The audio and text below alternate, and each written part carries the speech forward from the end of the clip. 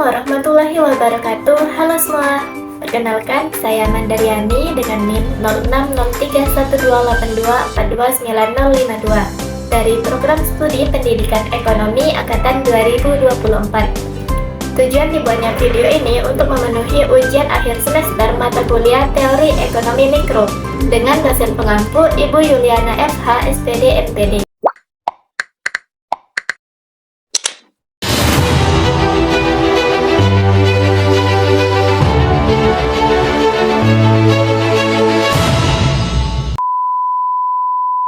Kasus boba drink di Desa Kempung memperlihatkan bagaimana sebuah usaha kecil harus mengambil keputusan harga dalam kondisi biaya produksi yang tidak stabil. Kendala utama usaha ini adalah keterbatasan bahan baku, terutama bubuk minuman, yang harus dipesan secara online dan membutuhkan waktu pengiriman hingga 1 minggu. Ketidakpastian ini membuat produksi harian tidak selalu mencapai kapasitas yang direncanakan, sehingga biaya per unit bisa berubah dari hari ke hari. Nah, untuk memahami bagaimana perusahaan menetapkan harga jual, kita perlu melihat 3 komponen utama biaya produksi, yaitu biaya bahan baku, biaya tenaga kerja, dan biaya overhead pabrik. Yang pertama yaitu biaya bahan baku. Biaya bahan baku merupakan seluruh pengorbanan ekonomi untuk memperoleh bahan utama yang akan diolah menjadi produk jadi.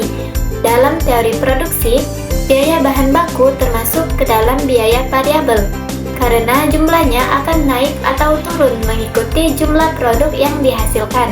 Pada kasus boba drink, total biaya bahan baku yang dikeluarkan adalah sebesar Rp1.816.000, yang terdiri dari bubuk minuman sebesar Rp825.000, biji boba Rp145.000, gula Rp650.000, dan susu kental manis Rp196.000. Nah, keempat komponen ini membentuk dasar utama biaya variabel perusahaan. Karena bahan baku bersifat langsung dan harus tersedia setiap kali produksi dilakukan, gangguan pasokan yang sering terjadi menyebabkan produksi tidak berjalan optimal. Secara teori, ketika biaya variabel terganggu, perusahaan tidak hanya kehilangan kesempatan produksi, tetapi juga harus menanggung biaya tetap yang sudah terlanjur ada. Selanjutnya, biaya tenaga kerja. Biaya tenaga kerja adalah kompensasi yang dibayarkan kepada pekerja yang terlibat langsung dalam proses pembuatan minuman. Dalam teori biaya produksi, tenaga kerja bisa bersifat variabel maupun tetap, tergantung dengan sistem pengupahannya. Nah, pada kasus boba drink, tenaga kerja dibayar per hari, bukan per gelas. Berarti secara ekonomi, biaya ini lebih mendekati biaya tetap jangka pendek. Total biaya tenaga kerja yang dikeluarkan perusahaan per bulan adalah sebesar Rp1.200.000 untuk 2 orang pekerja. Karena tenaga kerja harus tetap dibayar meskipun produksi menurun, biaya tenaga kerja akan terbagi ke lebih sedikit unit ketika bahan baku terlambat datang. Akibatnya, biaya per unit semakin tinggi. Situasi seperti ini sering disebut sebagai idle capacity cost, yaitu biaya yang tetap berjalan meskipun produksi tidak terjadi. Komponen berikutnya adalah biaya overhead pabrik atau BOP. Dalam teori produksi, biaya overhead pabrik mencakup seluruh biaya selain bahan baku dan tenaga kerja.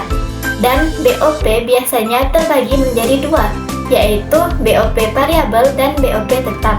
Pada kasus boba drink, biaya overhead pabrik variabel berjumlah Rp1.710.000, terdiri dari biaya kemasan sebesar Rp1.430.000, biaya listrik Rp200.000, dan biaya LPG sebesar Rp80.000.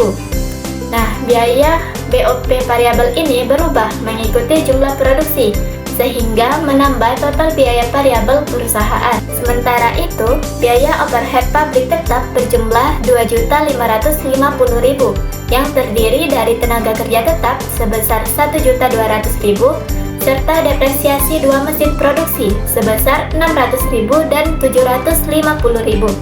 Biaya overhead tetap inilah yang paling sensitif terhadap perubahan volume produksi. Dalam teori ekonomi produksi, semakin besar produksi, maka semakin rendah biaya tetap per unit. Namun, ketika produksi menurun, biaya tetap tidak berubah, sehingga biaya per unit naik signifikan. Inilah salah satu alasan mengapa akurasi perhitungan HPP pada usaha kecil seringkali dipengaruhi oleh stabilitas produksi. Ketika ketiga komponen biaya ini digabungkan, maka perhitungan harga pokok produksi dapat dilakukan dengan dua pendekatan, yaitu metode full costing dan variable costing.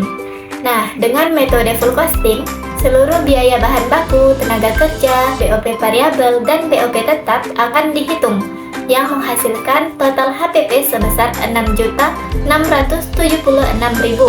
Dengan target produksi sebanyak 2.000 gelas, HPP per unit menjadi 4.973 setelah ditambah laba sebesar 49%. Sementara itu, dengan metode variable costing, hanya biaya variabel yang dihitung, yaitu bahan baku, tenaga kerja, dan BOP variabel, sehingga total HPP menjadi 4.726.000. Dengan laba sebesar 49%, harga jual per unit adalah 3.520. Perbedaan harga jual ini muncul karena dalam full costing, biaya tetap turut dimasukkan ke dalam HPP, sementara pada variable costing, hanya memasukkan biaya yang berubah mengikuti volume produksi. Nah, dari analisis biaya produksi pada kasus boba drink, terlihat bahwa struktur biaya sangat dipengaruhi oleh ketiga komponen, yaitu bahan baku sebagai biaya variabel murni, tenaga kerja yang dalam praktiknya bertindak sebagai biaya tetap, dan overhead pabrik yang terbagi antara variabel dan tetap. Ketidakstabilan bahan baku membuat biaya tetap tersebar pada jumlah produksi yang lebih sedikit, sehingga meningkatkan HPP per unit secara ekonomi.